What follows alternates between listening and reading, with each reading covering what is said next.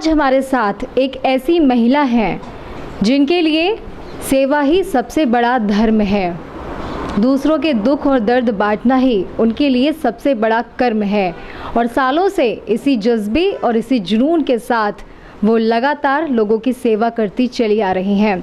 जी हाँ, हम बात कर रहे हैं निशा होम केयर की डायरेक्टर निशा सैनी जी की। आज वो हमारे साथ हैं।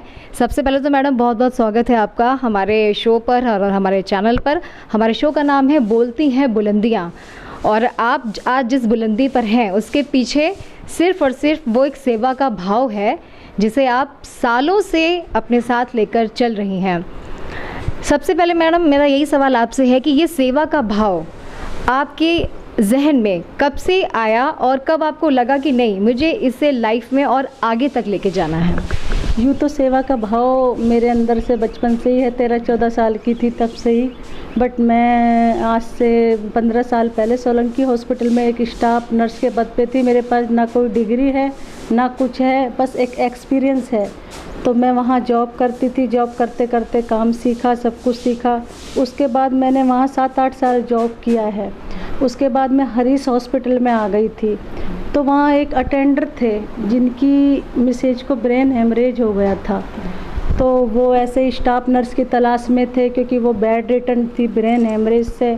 तो उन्हें कोई भी नर्स घर जाकर केयर नहीं दे रही थी। तो जब मैं हरीश हॉस्पिटल में थी तो वो आए, उन्होंने मुझसे रिक्वेस्ट की कि सिस्टर आप जा सकते हो। उनका सर मैं आपके साथ चलती हूँ, बाकी मेरी यहाँ जॉब है तो मैं आपके साथ चलूँगी ज़रूर। तो फिर मैं स्कीम 2 में ही, उनका घर है, अग्रवाल हैं वो, तो मैं उनके घर गई तो उनकी मैसेज अपने यहाँ पर भी लगी हुई है, उन फ़ोटो वगैरह उनकी। तो मैं वहाँ पर गई तो वो बेड रिटर्न थी, कोमा में थी, ब्रेन हेमरेज में थी वो। तो मैंने उनको देखा, उन्होंने रिक्वेस्ट की कि मैडम इनकी केयर के लिए हमें ज़रूरत है, पैसे की कोई टेंशन नहीं है। मैंने कहा मैं पैसे के भाव से यहाँ आई भी नहीं हूँ। तो मैंने उनसे ये कहा चलो ठीक है, मैं सोचती हूँ। मैंने उनको पेशेंट को देखने के बाद ये सोचा, लेकिन जब मैं वहाँ से आने लगी कि पता नहीं भगवान का चमत्कार या मुझे आगे जाना था क्या था कि वो लड़की जैसे ऐसे सीधी थी तो मेरा हाथ यूँ था, उसने मेरा हाथ ऐसे कर लिया। फिर पता नहीं मेरे को एकदम से ही ऐसा लगा कि नहीं, मुझे इसकी सेवा करनी चाहिए। तो मैंने हरीश सर को ना मैंने रिजाइन दिया ना कुछ दिया, तब कि मैं वहाँ सीनियर स्टाफ नर्स पर थी पुरानी सिस्टरों में।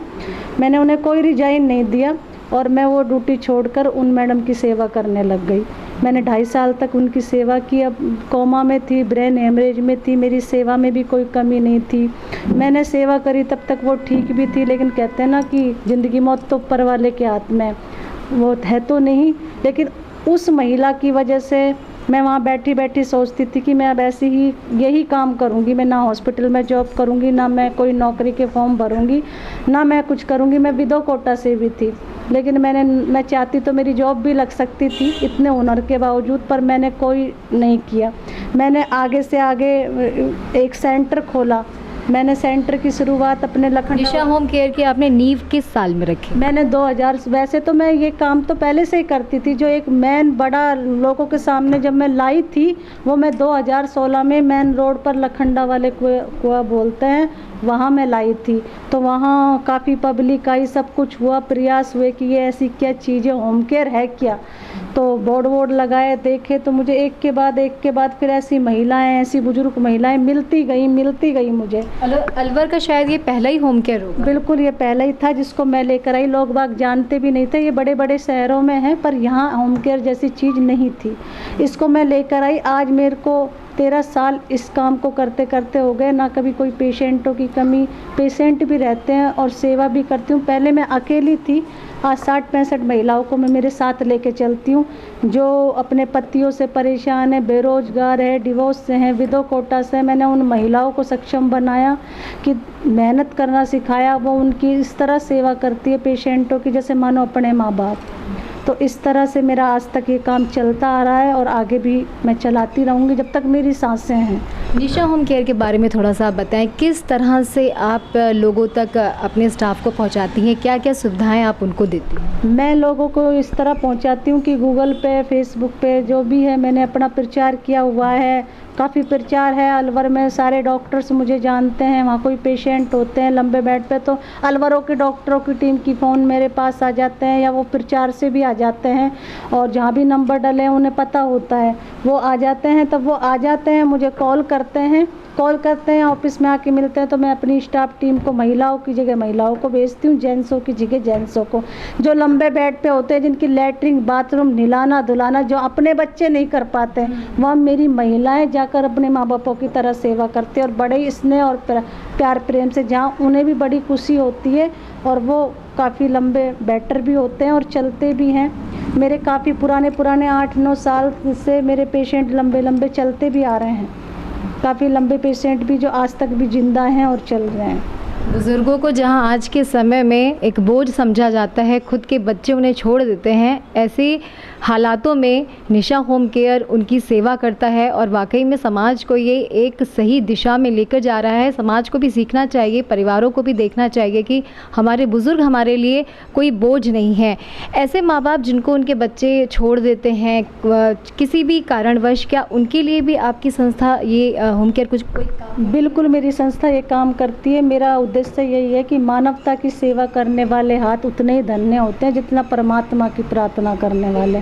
तो मेरा उद्देश्य यही है कि जो बच्चे एकल फैमिलियाँ हो गई है, जिनके बच्चे विदेश में हैं या किसी भी कारण छोड़ते हैं, वो मुझे संपर्क करते हैं, तो मेरा उद्देश्य है कि मैं उनकी सेवा करूं।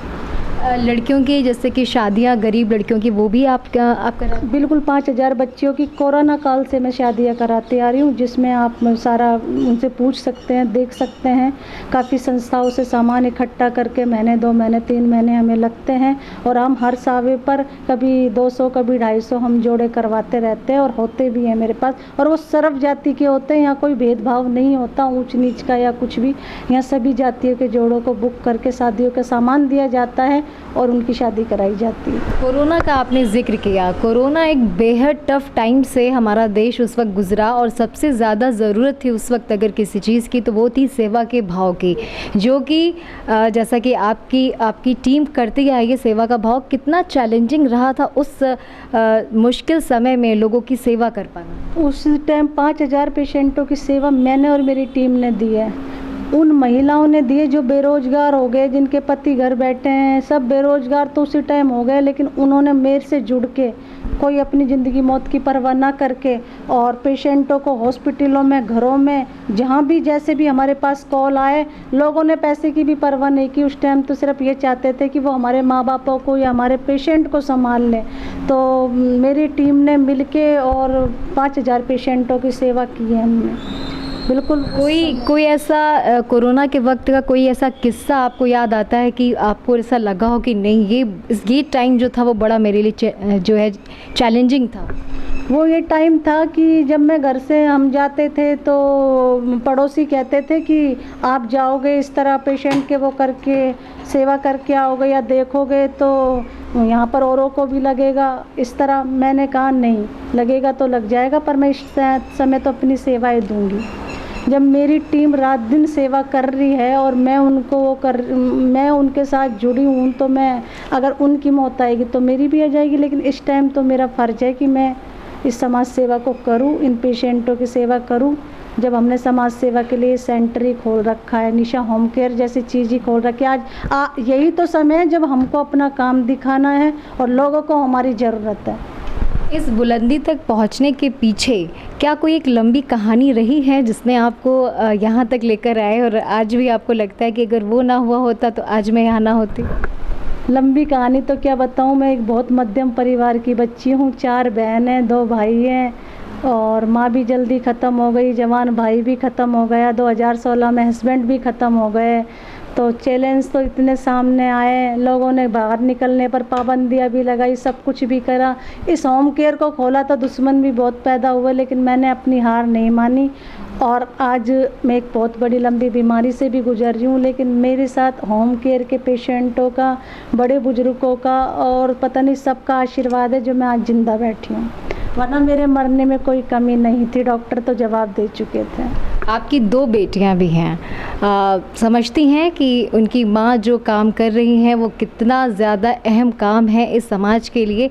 क्या कुछ आपकी जब बेटियों से बैठ के गुफ्तगू होती है, बातचीत होती है, क्या महसूस करती हैं वो अपनी माँ के लिए? मेरी बेटियों ने मेरा पग पर बहुत साथ दिया है। उन्होंने इस मुकाम पर, जब मैं 6 महीने से जिस नींव पर गुजर रही थी, पढ़ाई भी करी, मेरी टेंशन भी करी, घर भी संभाला, और आज भी वो अच्छी पोस्ट की तैयारियां भी कर रही हैं। और वो सब समझते हैं कि जो हमारी माँ ने संघर्ष करा, हम हमारी माँ का नाम और भी आगे ले जाएं। मेरी 2 बेटियां हैं और मैं चाहूँगी कि भगवान मेरी बच्चियों को भी मेरा जैसा बनाए और वो भी इसी तरह समाज सेवा करती रहे। मैं चाहे रहूँ या ना रहूँ, पर वो रहें और करें।